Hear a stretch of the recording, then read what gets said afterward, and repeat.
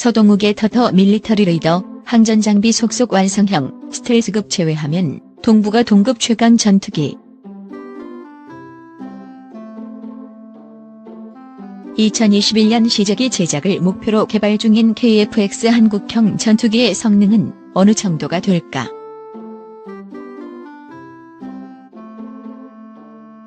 KF-X 제작업체인 한국항공우주산업카이는 지난달 14일 시제기의 전방동체 벌크헤드 가공에 착수하는 행사를 가졌다. 벌크헤드란 동체를 이어주는 격벽을 말한다.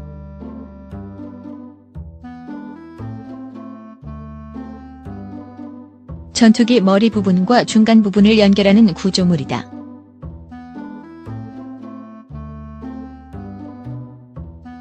고속으로 비행할 때 발생하는 압력으로부터 항공기의 변형을 막아주는 역할을 한다.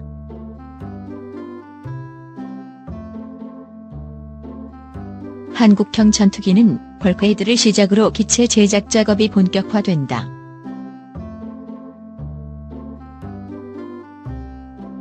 오는 9월까지 전투기 형상 설계의 마지막 단계인 상세 설계 검토를 끝내고 2021년 시제 1호기가 출고된다.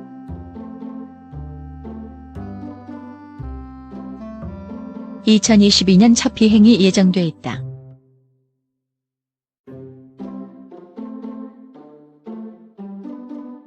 KF-X는 당초 KF-16을 능가하는 4.5세대 전투기 개발을 목표로 시작했다.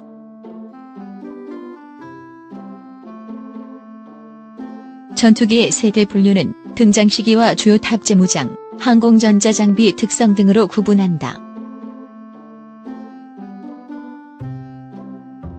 미국산 전투기로 한정하면 F-22, F-35 등 스텔스 성능을 지닌 전투기가 5세대로 분류된다. 4세대급에선 현재 우리 공군의 주력 전투기인 F-15K가 최강으로 꼽힌다. F-15K를 하이급 KF-16을 미들급 4세대 전투기로 부른다.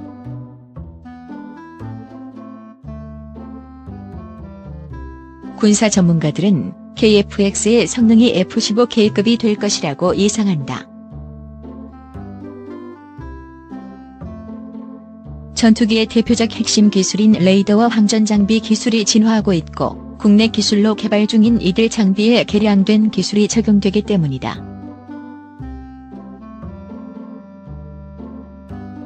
KF-X 사업 주관 부서인 방위사업청과 한국항공우주산업카이에 따르면 공대공, 공대지 표적을 탐지, 추적하는 AESACTIV 일렉트로니클리 스캔드 어레이 레이더는 지난해 5월 기본 설계 과정을 통과해 현재 상세 설계 단계로 진입했다.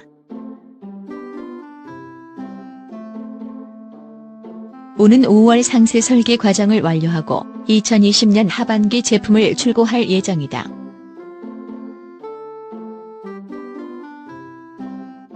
능동 전자주사 위상 배열로 번역되는 AES 레이더는 기계식보다 훨씬 많은 목표물을 추적한다.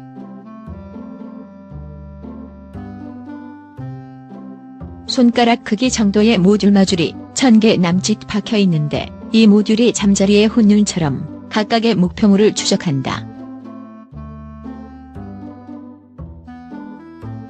F-22와 F-35에도 미국에서 개발한 AES 레이더가 장착돼 있다.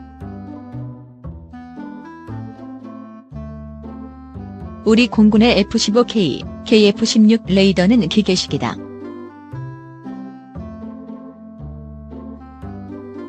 AES의 기술은 미국이 기술 이전을 거부해 국내 기술로 개발이 가능한지가 논란거리였다.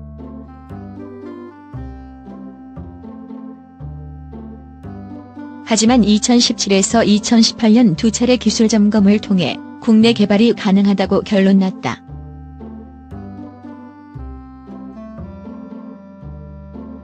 방산업계 관계자는 우리나라는 지상용 무기와 함정용 무기 레이더를 개발한 경험을 통해 기술이 축적돼 있다며 한국형 AES 레이더의 성능이 미국 제품에 비해 결코 뒤지지 않을 것이라고 말했다.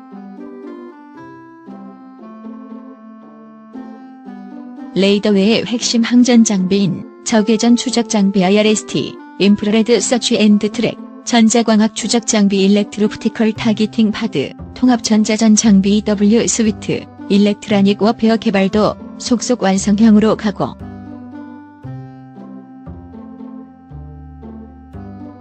적의 항공기나 미사일이 뿜어내는 적외선을 탐지하는 적외선 추적 장비와 각종 전자전 장비를 통합, 운용할 수 있는 통합 전자전 장비는 지난해 12월 상세 설계를 마치고 현재 시제품이 제작되고 있다.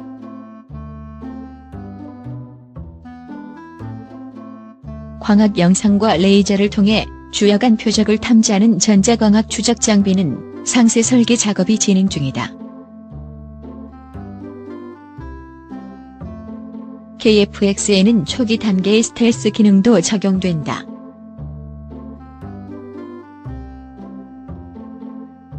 (5세대급은) 아니지만 적이 레이더의 실제보다 훨씬 작은 형상으로 잡히는 것이다.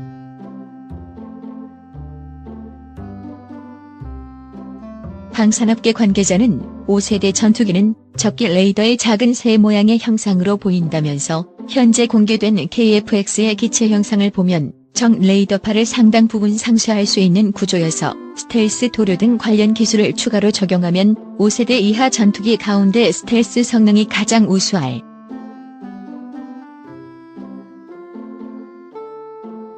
KF-X 사업은 진화적 개발 개념인 블럭 개념 블라크 1위를 적용한다.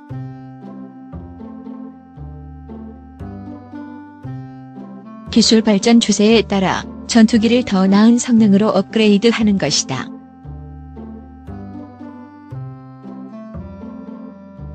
기체 형상이나 항전 장비, 스텔스 기능이 추가되면 동북아에서 스텔스 기종을 제외하면 동급 최강 전투기 지위를 누릴 수 있을 것으로 전문가들은 전망한다. KF-X 관련해서 낙관론이 있다. 보잉사도 현재 3차 FX 사업 입찰과 맞물려 FA-18 이후 중소형급 유인 전투기 개발 계획이 없어 KF-X 기종에 관심을 둘 가능성이 있다. 한 가지 확실한 것은 2020년대에 세계 각지에 중소형급 스텔스 기종을 개발 완료하는 기종은 KF-X밖에 없으니 KF-X가 가격을 낮추고 괜찮은 성능만 뽑아줄 수 있다면 세계 중소형급 전투기 틈새 시장을 잘 누릴 수도 있다.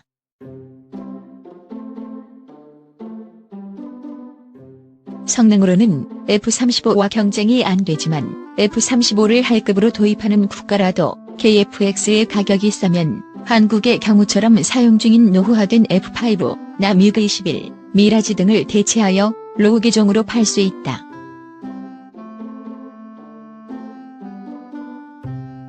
가난한 제3세계 국가라도 라팔이나 유로파이터급 4.5세대 전투기를 F-16과 비슷한 가격과 유지비에 살 수 있다면 매력이 있다.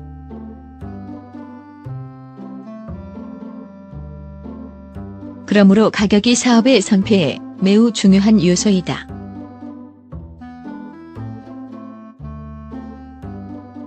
현재 KF-X 사업의 사업비가 120대 구입에 8조 5천억 원으로 책정되어 있어 대당 700억 원 약 6천만 달러로 예상되고 관계자 발언에 따르면 어떠한 변수가 있더라도 7천만 달러는 넘지 않을 것이라 말하고 있다.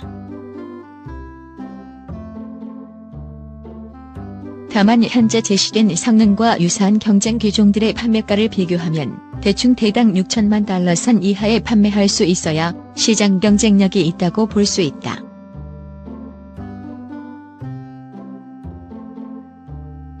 개발 중에 예상 가격이 오르면 성능의 타협을 봐서라도 가격선을 지키는 게 성공의 필수적이다. 대당 6천만 달러를 넘으면 유사한 베스트셀러 기종들보다 비싸져 팔릴 가능성이 거의 없는 실패작이라고 보아야 한다. 특히 록히드 마틴은 2017년 들어 1억 달러가 넘던 F-35의 가격을 2019년에는 8,500만 달러로 인하하기로 약속해서 만약 이것이 지켜진다면 그보다 인지도나 성능이 뒤처지는 KF-X는 사실상 6천만 달러 선이 해외 수출 가격의 상한선이 된다.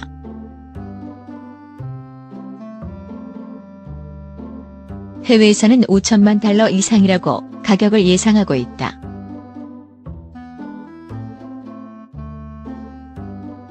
다만 F-35의 8,500만 달러는 2019년 예상 가격이고 KF-X는 2025년부터 양산되는 기종으로 F-35도 2025년경이면 화폐가치 변화와 업그레이드에 의해 다시 8,500만 달러보다 가격이 올라갈 것이라서 KF-X 가성비 상위 적정 최대 가격은 변수가 크다.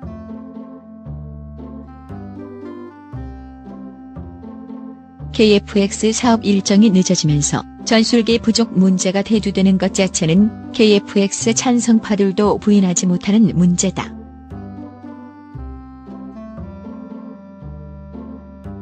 따라서 해외 직도입이 공군의 전술기 부족을 충분히 해소해 줄 수 있다면 분명 찬성파의 입지는 좁아진다.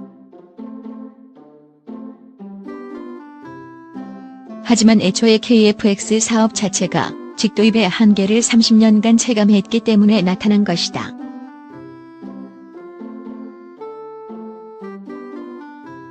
비단 전투기뿐만 아니라 각종 지원기 도입 사업, 해군의 대잠체계 도입 사업 등등 대한민국 정부의 예산 배정은 갈수록 수입 사업에 대해 냉담해져만 가고 있다.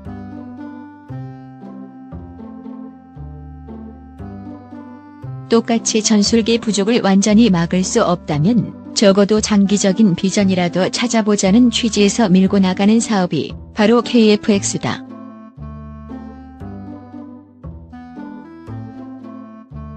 해외 경쟁 기종에 대한 예측은 오히려 KF-X 이상의 장밋빛 환상이라고 할 만하다.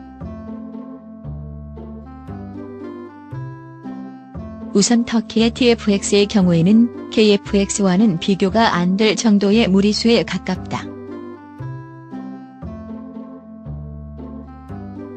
터키는 최근 BAE 등과 협력하여 F-35와 같이 운용할 5세대 스텔스 전투기를 개발하겠다고 나서는 상황인데 FA-50 같은 경전투기조차도 개발해본 경험이 없는 터키가 F-35 100대를 도입하면서 5세대 스텔스 전투기를 2023년까지 개발해 양산하겠다는 건 개발 단계와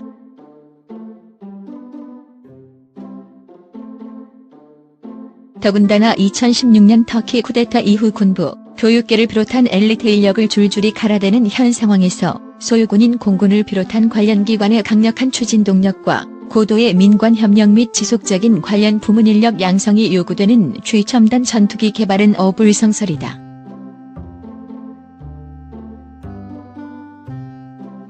중국의 J-31은 동구권 기체인지라 5세대 기종을 구매할 능력을 갖춘 서방 국가들이 구매할 확률은 0%에 가까우며 그 이외 구동구권 국가들 중 경제력이 뒷받쳐주는 국가들은 러시아의 기종을 구매하거나 냉전 종식 후 미국의 동구권 F-16 수출 등에서 볼 수 있듯 서방 무기 체계를 도입하.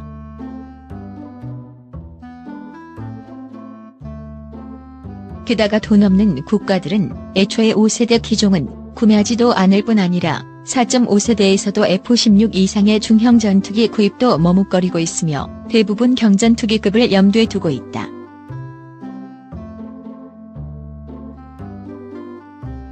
그리고 그쪽에선 이미 서방 세계의 FA-50과 그리펜이 활약을 펼치고 있는 중이다.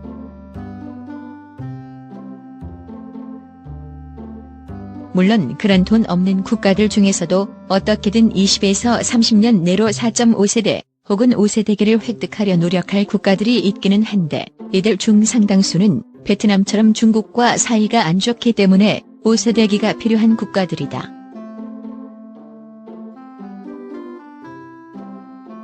러시아의 LMFS는 적어도 9세계 및 3세계 내에서 중국제에 비해 수요가 높기는 하겠지만 서방권 혹은 친서방으로 돌아선 국가들에 대한 경쟁 마케팅 능력은 거의 제로에 가까운 것은 마찬가지다.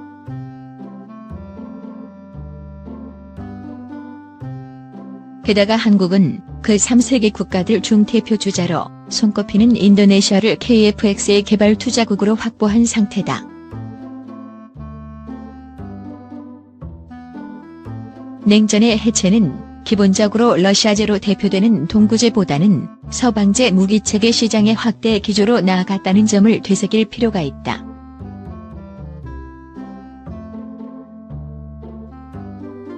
게다가 LMFS는 국내 수요보다는 해외 시장의 요구로 출범한 사업인데 이래서야 러시아 정부의 사업 추진 의지 혹은 실물이 나온 이후의 사후 지원이 제대로 될지도 미지수다.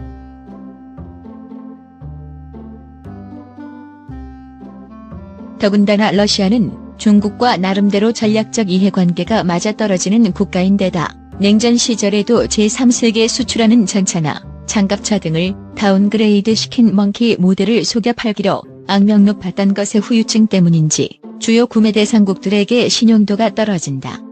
1.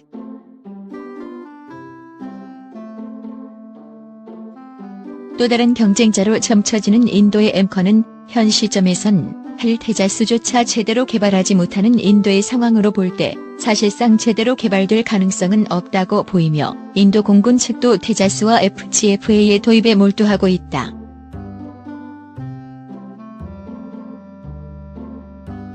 심지어 차세대 전투기인 FGFA조차 이미 한 세대는 좋게 뒤처진 테자스에게 우선순위가 밀리고 있는 판이니 엠커는 아예 계약이 없다시피 한 수준이다.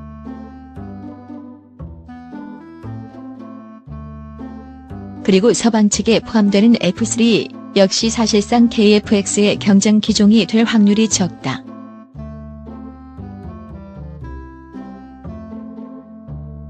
일단 F3는 KF-X와는 급부터 다른 하이급 고성능 전투기라 간단히 말하자면 F-16과 F-15가 동일 시장에서 경쟁한다는 수준의 이야기가 된다.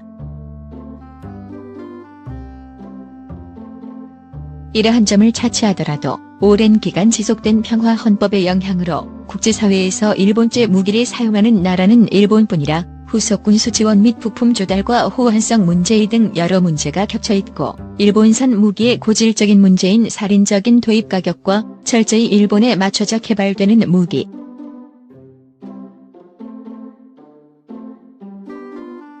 이는 이미 호주에서 발주한 잠수함 도입 사업 입찰 전에서 일본이 얼마나 무기 수출 외교력이 미숙한지 처참하게 드러났다. FS 2020은 일단 출시되기만 한다면 스웨덴이라는 국가 브랜드가 더해져 서방권 멀티롤 기체 시장에서 상당한 라이벌 관계를 형성할 가능성이 높기는 하다.